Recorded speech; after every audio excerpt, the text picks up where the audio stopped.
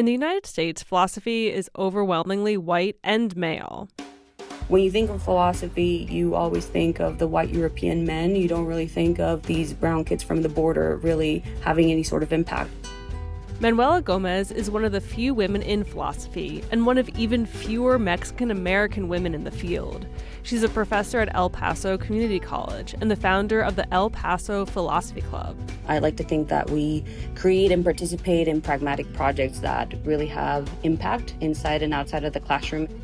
Many students at the college cross a bridge from Mexico to the U.S., and the club aims to show how philosophy exists outside an elitist academic bubble. On one side, we have Ciudad Juarez being labeled one of the most dangerous cities in the world because of its drug war, because of its narco violence, femicides, etc. And then El Paso, Texas as one of the safest. The club is democratic, too. Members put ideas they want to talk about into a box, then choose at random. They research the topic and come prepared to discuss it. One time, they discussed the philosophy of traffic. Because somebody got to the meeting late, and to justify them being late, they were just putting it in as a joke. And then it ended up being selected. That turned into a discussion about the role of government in mobility and navigation, especially around the border. And to us, it was a fascinating discussion because my students cross a physical bridge every day from Juarez to El Paso and vice versa. And sometimes it may take 3 hours to cross, sometimes it takes 5 minutes. And that's a reality to us. Like, the philosophy of traffic is something we never thought would be relevant. At another meeting, they were reading Plato, talking about platonic love, and someone made a joke about not having a date on Valentine's Day. And then the conversation led to, but do you really need a date? And is that really what Plato is talking about? And then we figured out, no. In fact, we're discovering that there's this more elevated and multidimensional type of love.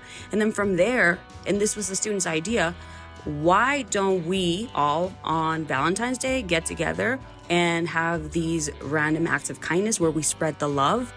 They talk about the philosophy of race and racism and moral responsibility. And in the last decade, they've raised over $40,000 in philanthropic projects.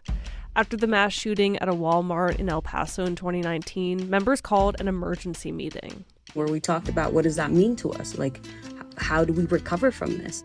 The club draws people outside the philosophy major too, like Jesus Guerrero, a former president of the club. He was finishing his bachelor's in biology with a chemistry minor when he joined. Obviously, it was completely different from what I was used to from just hard sciences, and I just fell in love with the project and how much we were involved in the community. That's motivated me to stay with the organization for so long.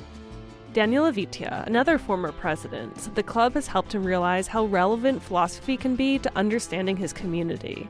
Being a first-generation student here in the United States, my parents migrated to the U.S., and now living at the border, I see how migration is a topic that I specifically have like a personal relationship with, but also, it's present in my community. Borders are a big theme in the El Paso Philosophy Club. Geopolitical borders, borders in academia and in philosophy, and what it means to cross them. For Philosophy Talk, I'm Holly J. McDede.